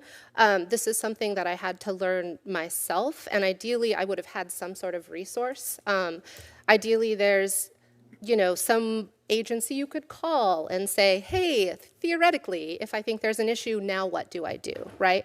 But essentially, if you're considering whistleblowing, it's you and you alone against a company making a ton of money with lawyers who are set up to harm you if you make the smallest move incorrectly, whatever it is. And so I think that it needs to be very clear to people working internally when and how to whistleblow, and it needs to be very clear at the highest levels of the company that that is supported. I could even imagine having orientations where you're required to provide information on whistleblowing, that kind of thing. But currently there's no information internally, and you're very much on your own in a situation where you might lose your job and then not have the money to pay for a lawyer to fight it. Ms. Toner? Thank you. Just to put a finer point on something that I think both Mr. Saunders and Dr. Mitchell are describing, I think a core to the problem here is that the lack of regulation on tech means that many of these concerning practices are not illegal. And so existing whistleblower protections, it's very unclear if they apply at all. And if you're a whistleblower, potential whistleblower sitting inside one of these companies, you don't really want to go out on a limb and take a guess at, well, is this enough of a financial issue that the SEC would cover me, or do I have to go talk? If it's something that's kind of novel, related to AI development or other technology development, where you have serious concerns, but there's not a clear statute on the book saying the company is breaking the law, then your options are limited. So I think the need for whistleblower protections goes hand in hand with the lack of other rules. So I think the point that you've just made is really important, that the failure to develop safety and control features in a product is not illegal, perhaps, and therefore may not be covered by a strict reading of whistleblower laws, even if it is a practice which is unethical and harmful. I think that's a very important point. Let me sort of go to the other side of that question, which is the incentives, whether promotion or compensation, bonuses, and other kinds of incentives that are offered by the company. Do they align with safety? For example, are employees rewarded for developing better safety features, or is it more rewards for racing to the market, which is the dynamic that we've discussed today? Mr. Harris, or Mr. Saunders? Mr. Harris? Yeah, I could share an anecdote about that, Senator Blumenthal. Early in my tenure at Facebook, I was introduced to someone who was a friend of a friend, and I told them that I had joined the civic integrity team. And this person said, oh, that work sounds so interesting, but I just never joined teams like that because you can never show impact. You never have anything to say on your performance reviews about what you did, because the only thing you achieved was hopefully to not have something happen. And I heard different versions of that throughout my time in the tech industry, not just from inside of the companies where I worked, but I heard that across the board. It's very hard to make progress in your career when you work in an area that doesn't have clear ways to show progress. I also heard of people being asked whether they could demonstrate that work that they did reduced the number of public relations emergencies for the company. How can you possibly demonstrate that you reduced the number of public relations emergencies for a company? So again, these are structural problems with doing that work, and I applaud you for bringing up that question. Thank you. Mr. Saunders. Yeah. So I think there were, a couple of significant goals that OpenAI as an organization has. So one of these is called maintaining research velocity. And so, on things like security, OpenAI is reluctant to do things that will, require additional work from researchers or might slow them down to use a more secure system. And then, on more of the testing side, there's often, release dates that are set where the company starts, talking to a bunch of, customers and saying oh yes, we're going to ship by this date. And then sort of the amount of safety work is, determined after picking how quickly you want to ship. and subject to office politics and these kinds of things. And so this is because companies just face an enormous incentive to be seen as the company that's leading in the AI space. And so this is why we need to have there needs to be some kind of regulation to be doing the right thing, because otherwise it's going against the grain. I'll give Ms. Toner and Ms. Mitchell a chance to respond as well, if you have any responses. Yes. Yeah, thank you. I echo my co-witnesses. We used to sort of, I've previously sort of realized that it's difficult to get promoted if you focus on safety, this kind of thing, because you're not promoted for the bad headlines that never exist, right? And so you're trying to prove something that never actually happened. And this also speaks to the role of foresight and why foresight isn't incentivized. Because if you take these extra steps to make sure that something bad doesn't happen, you can't prove that it could have happened. So there's really, it's really quite difficult to focus on safety and ethics and these kinds of things. In general, your promotional velocity is much less compared to your peers, which also means that you are less likely to become a leader at the company in order to further set norms. So by focusing on things like safety and ethics, it's a way to sort of remain at the lower levels of a company and not be able to fundamentally shape it for the better. We've seen examples already of our foreign adversaries using AI to meddle in our democracy. I think last month, OpenAI revealed that the Iranian government link group had used ChatGPT to create content for social media and blogs attempting to sow division and push Iran's agenda in the United States. There have been reports that China and Russia have also used AI tools deceptively to interfere in our democracy. I mentioned them earlier. I think the threat to our elections is real, and we're unprepared. Mr. Harris, you worked on a California law that seeks to safeguard our democracy. Are those the kinds of protections that you think would be effective at the federal level? And is there more that you would add to the California law? Thank you so much for the question, Senator. I believe that in California, it's difficult to make a lot of types of laws that could be made at the federal level. There are a number of reasons for that. One is simply the state agency infrastructure is dramatically smaller than the federal agency infrastructure. And in California, in a situation of budget deficit, it's very hard right now to pass any legislation that has any significant cost.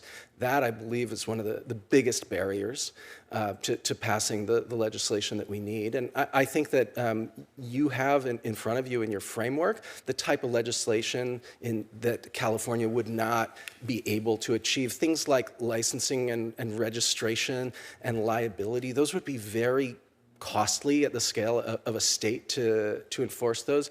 And to be honest, it would, of all the states in the country, maybe be one that cost California more than many others simply because of the location of the technology industry there. And there might be political conditions that make it harder in California to pass that type of legislation. Again, I'll entertain any points about the California law that any of you would like to make. And if not, let me follow up, Mr. Harris. In your experience there, what was your takeaway from the tech companies? Were they supportive, helpful? How would you characterize their reaction? Thank you so much for the question.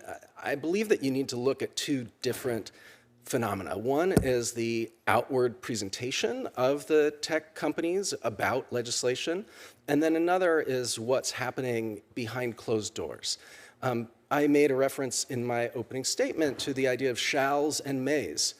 I was surprised. I have been surprised in my work in the California legislature by the way in which tech industry lobbyists, sometimes hiding behind industry groups, sometimes from individual named companies, are able to arrive at legislators' doors with requests to remove shalls and replace them with mays, to take legislative language that was very well-intentioned and at the 11th hour turn it into something that is meaningless. It concerns me greatly what I've seen in California. There are political realities that if draft legislation that comes from a civil society group like the one that I have been working for, the California Initiative for Technology and Democracy, that if those pieces of legislation are too bold, sponsors of that legislation, organizational sponsors, will be told this isn't going to work and you're going to have to weaken it. And sometimes that comes in many rounds of weakening, and it can be very painful to watch. There are two studies. You mentioned a study, Mr. Harris, which we will put in the record along with your testimony. I want to mention two others. A Stanford Internet Observatory report this past December that found that the training data sets used by AI companies are filled with thousands of known images of child sexual abuse. Possessing that kind of material is a crime, and as you wrote, Dr. Mitchell, in your testimony, training AI with these kinds of abusive materials means there's a good chance that the model will generate new abuse material. The second study is a survey released last month by the anti-exploitation group Thorn. 1 in 10 preteens and teens reported that their friends or classmates had used AI tools to generate sexual images of other kids. 1 in 10 preteens and teens saying they'd use these tools to generate sexual images of their peers. So these new AI tools, which are trained on child sexual exploitation, are fostering sexual harassment of young people, and the apps to create that abuse material are easy, they're free to find on Google and Apple app stores right now. Possessing and creating child abuse material, clear example of the problems with this race to the market, which can easily turn into a race to the bottom.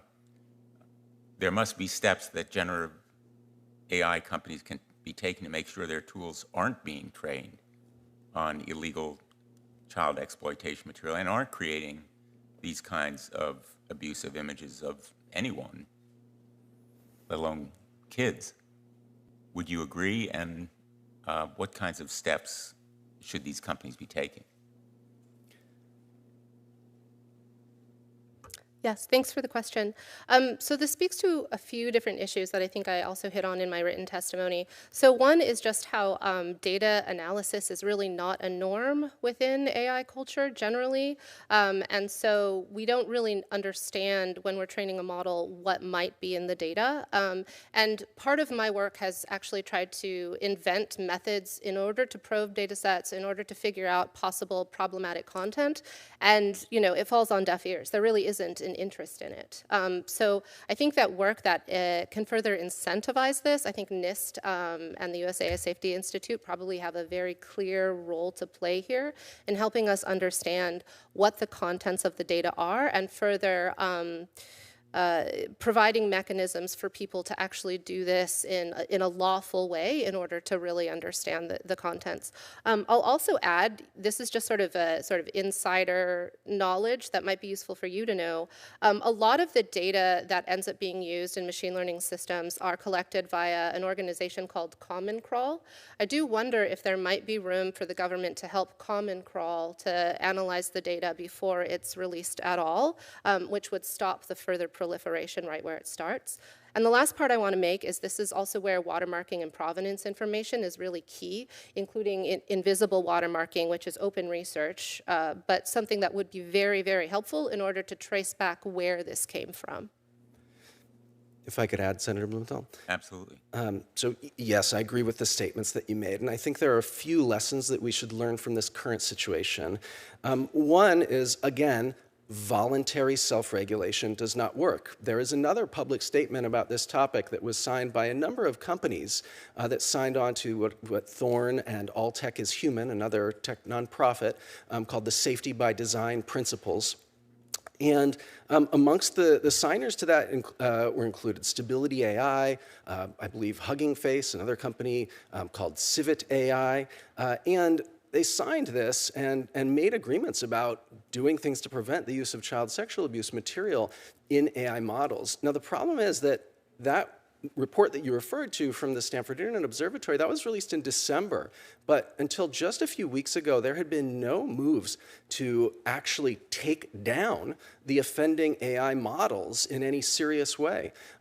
A few weeks ago, when I was on the eve of publishing a paper on this topic with IEEE Spectrum, a technology publication, I reached out to those companies and perhaps in response to my outreach, perhaps not, one of the companies involved, Runway ML, the company that people point to as being responsible for training Stable Diffusion 1.5, the specific model trained on thousands of images of CSAM, they actually removed their Hugging Face repository.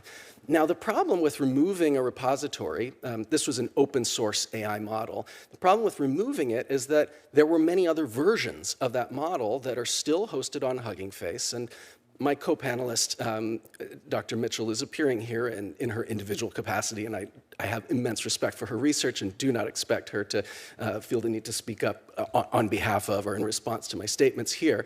But Hugging Face has chosen not to take down other versions of Stable Diffusion 1.5. Another company called Civit AI has a website with many, many models derived from Stable Diffusion 1.5, perhaps the original model itself or something close to it. They also choose not to take it down. And these are the open source models that are likely behind. The report that I shared with you from Graphica that will also go into the record states that a big reason for the rise of these undressing or nudifying apps is the advancement of open source AI image generation tools.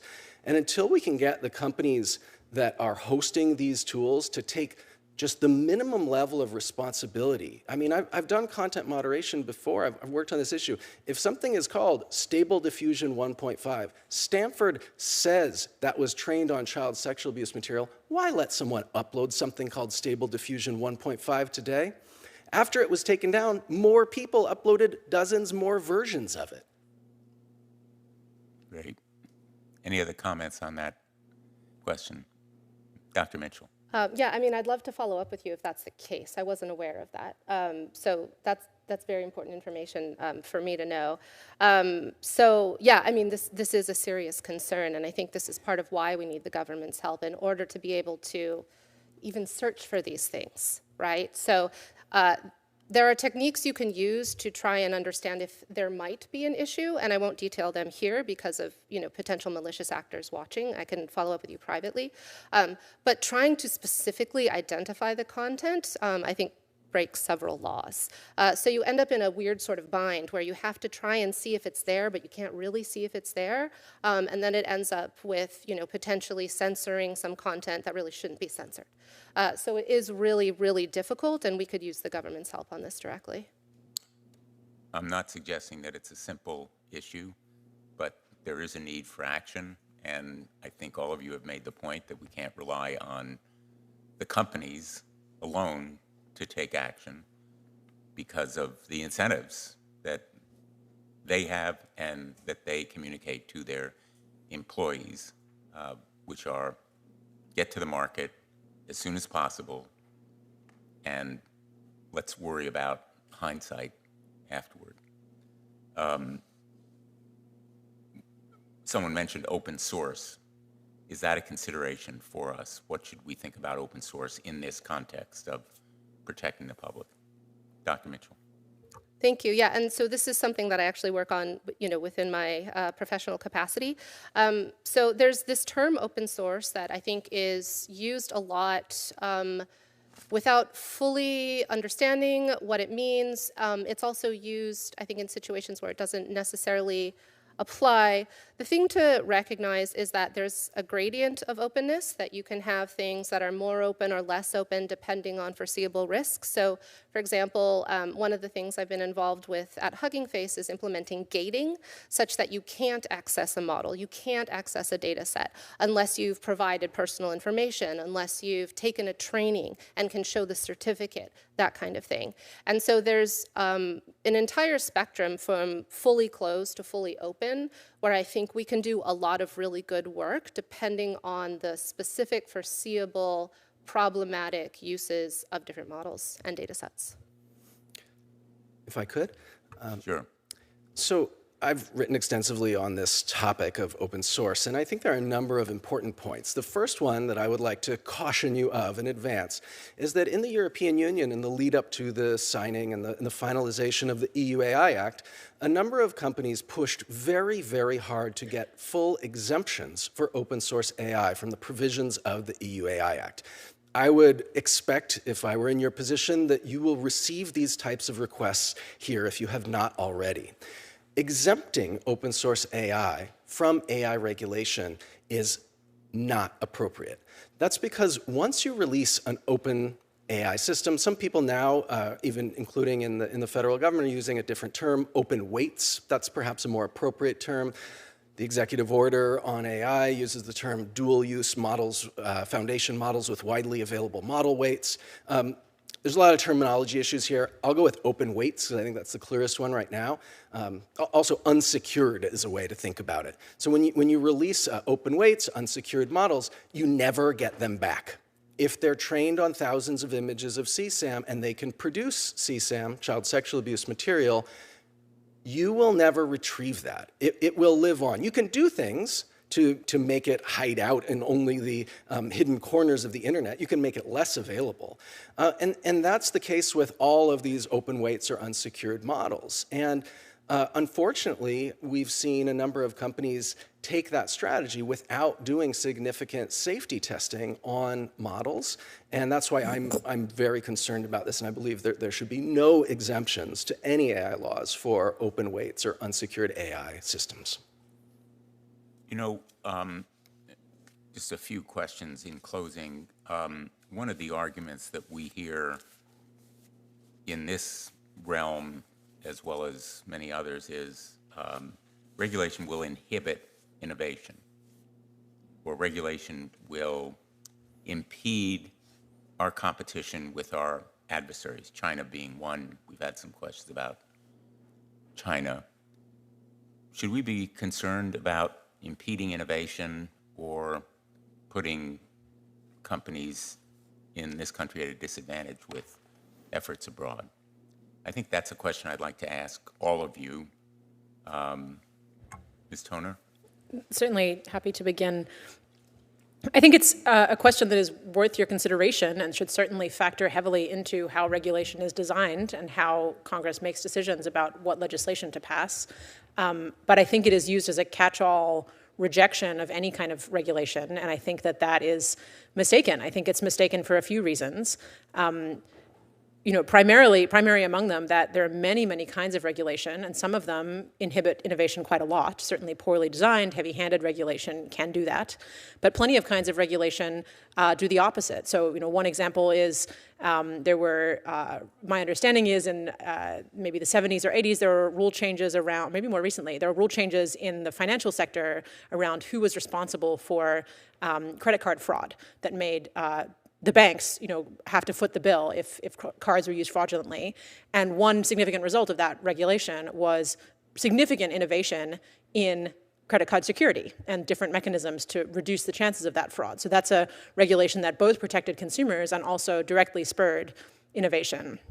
I think a mechanism that to me seems very important for AI that I mentioned before and can elaborate on a little is this idea of consumer trust or consumer willingness to use this technology, to rely on this technology, not just consumers, also businesses, enterprise use of AI.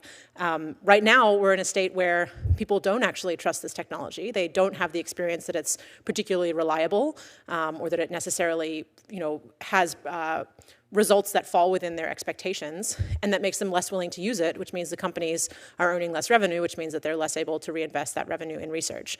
So I think there are examples in, food safety is an area. We're very fortunate in this country that, we have to think almost not at all about the safety of our food going from day to day because we have such good food safety standards. And I think, the AI is very, very far from that point. So I think, in my mind, almost all of the policy recommendations that have been made today are the kinds of recommendations that really would not inhibit innovation at all, and in some cases might actively promote it.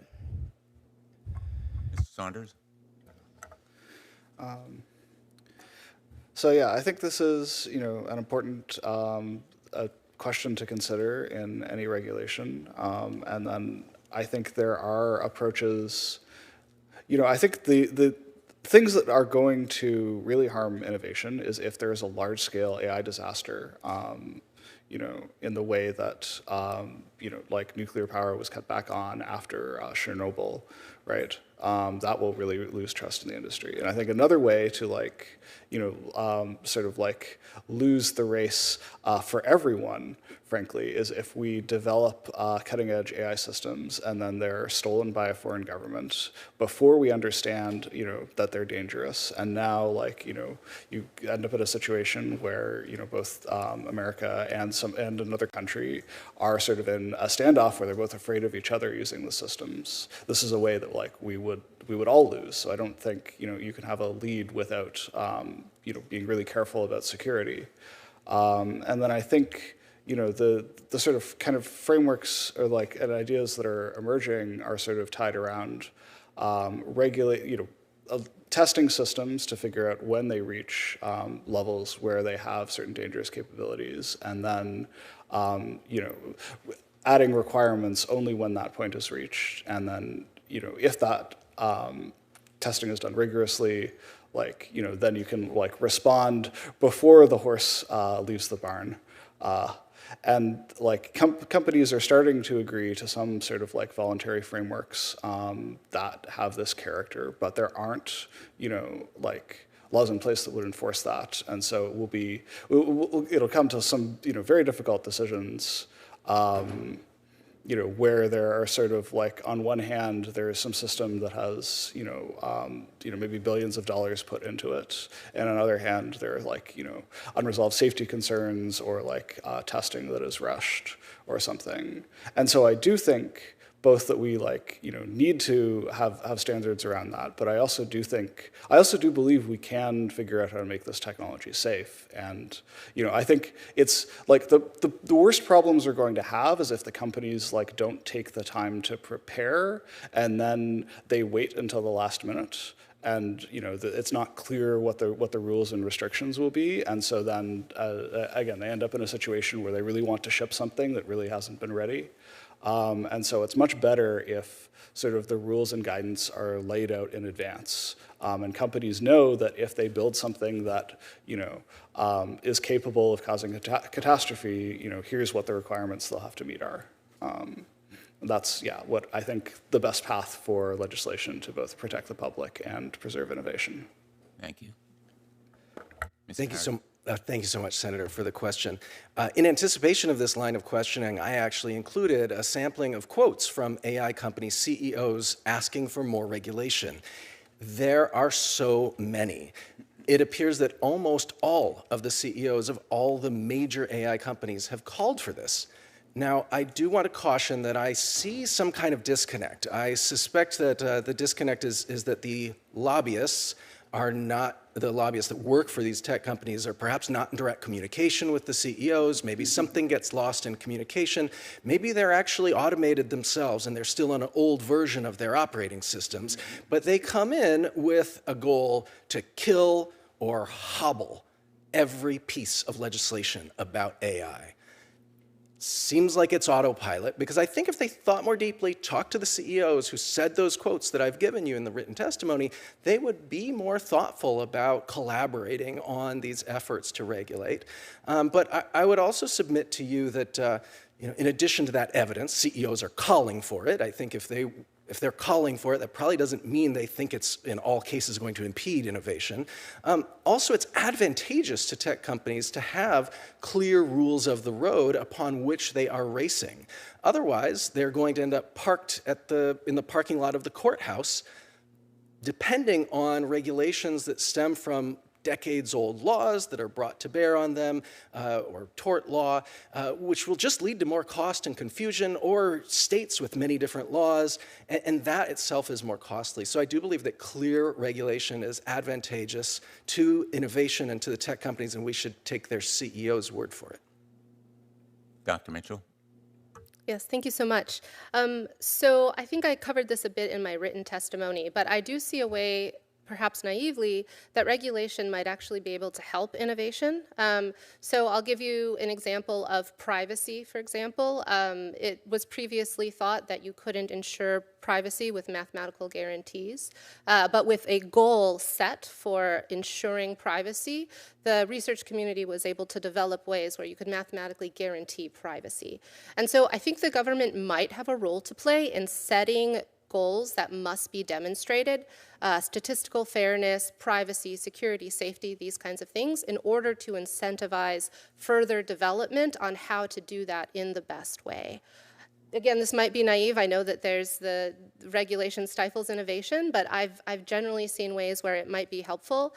I do see how regulation might be problematic in the case where it tries to change the behaviors of development. So, for example, saying you can't infer gender might mean that you can't create a model that you can certify does not discriminate against gender, that kind of thing.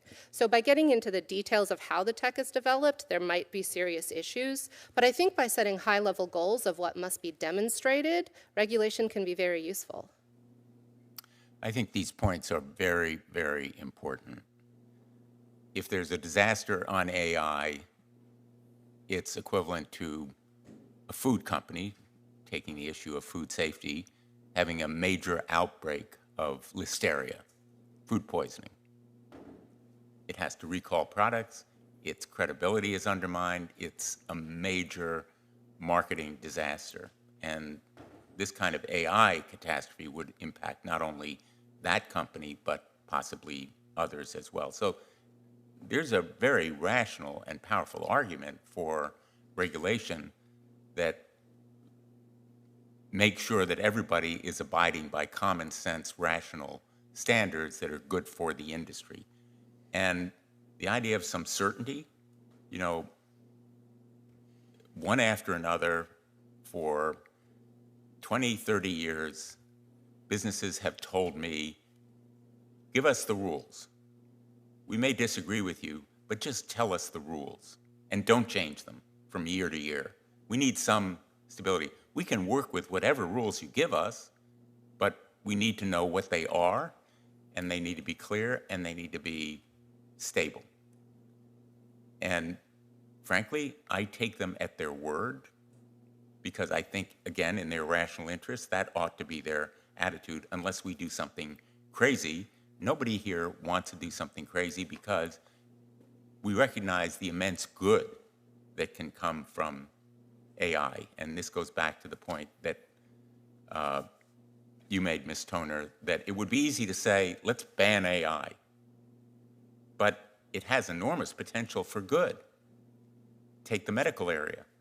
The potential for research, as well as for treatment and diagnosis, immense. And it's a little bit like, and forgive me for being oversimplistic, but I've been doing some reading on COVID, the origins of COVID, the debate about, did it start in a lab? Was there a release? Was there research that tried to develop a more potent, evil virus, or did it come from the wild? At this point, we don't know. at least there are equally, or I shouldn't say equally, there are theories that have credibility that argue for all of it. But we do know that there are dangers in research on gain of function, trying to develop more lethal viruses. Now, the argument for that research is, then we'll know how to deal with them. The argument against it is, why would you develop a virus that is more destructive and damaging? The argument is not exactly the same. It's analogous, not the same. But with every advance in technology, there are also potential downsides. And the point here is to deal with the downsides and not rely only on the creators to oversee what they're doing, but impose some rules of the road that protect them and the industry as well as the public. And I think you have been enormously enlightening today to us. I hope we can continue this conversation, because our goal is to achieve the promise with what you have called, Ms. Toner, a light touch. We won't all agree on what a light touch is, but if we are honest with each other, I think we can develop some standards as well as enforcement mechanisms that make sure that we impose accountability as well as criteria for judging whether or not a particular form of AI is safe and effective, just as we would impose that standard on new drug development. Safety and efficacy are the standard for the FDA. I am not going to ask you the $64 billion question, when will we have generative AI that is as smart as people? Unless you want to answer that question. I'll open the floor to you if you would like to give us your prediction, because that's a horses out of the barn issue in a sense. Once it's there and we don't have standards, you know, it's going to be put on the market. So maybe you want to address it. You don't have to. Mr. Saunders. Yeah. I think there's. Yeah, I think when I thought about this, there was like at least a 10% chance of something that could be catastrophically dangerous within about 3 years, and I think a lot of people inside of OpenAI also would talk about similar things, and then I think without knowing the exact details, right? Like it's probably going to be longer. I think that. I did not feel comfortable continuing to work for an organization that wasn't going to take that seriously and do as much work as possible to deal with that possibility. And I think we should figure out regulation to prepare for that, because I think, again, if it's not 3 years, it's going to be 5 years or 10 years. This stuff is coming down the road, and we need to have some guardrails in place. I'm happy to answer that one. Mr. Harris. Thank you so much. I think the good news I have for you is that the answer to that question might not be that important for you. The reason I say that is that my background working on AI is in other areas, not about artificial general intelligence, but about AI and bias, AI and deepfakes in elections, and more recently, AI and harm to children. That said, I'm lucky to have an excellent colleague at UC Berkeley, Stuart Russell, who's also appeared before this committee. Stuart has invited me to a couple of his conferences of his lab, where I am in a room surrounded by hundreds of people with computer science degrees, PhDs, who've dedicated their lives and their careers to stopping artificial intelligence from eliminating our species. It was a little bit difficult for me, trained as a sociologist, to decide where I came down on this issue.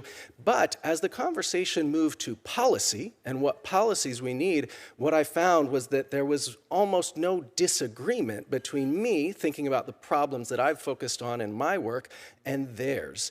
The same issues, liability, licensing, registration, many of them are also actually quite concerned about deep fakes and deception, so provenance.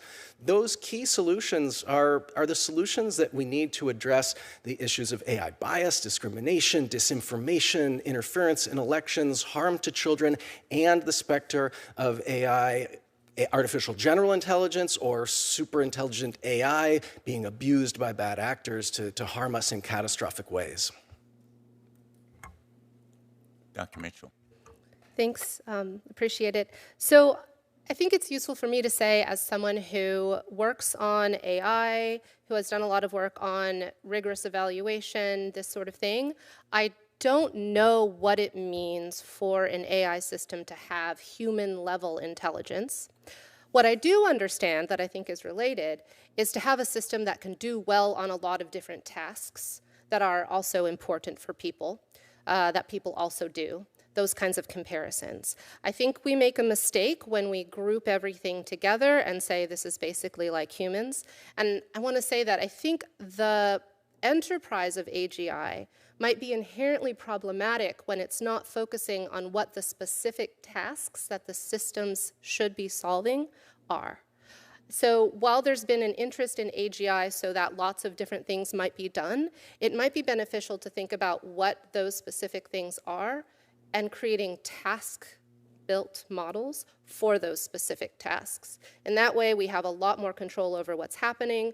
We can do much more rigorous analysis of input and outputs. We keep things closed within the specific domains where a system is meant to be helpful. I think, Mr. Harris, you're absolutely right. It isn't that important, and it shouldn't be that important, because right now we're seeing some of the abuses and the problems, so we need to act right now.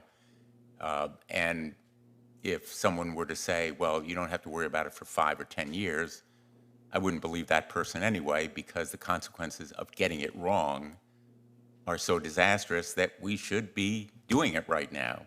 It's like saying, well, we don't have to worry about an outbreak of the next pandemic because, you know, it won't happen for 100 years, like the flu didn't happen for 100 years after the last pandemic. Well, but it could have happened 10 years. It could have happened 5 years afterward.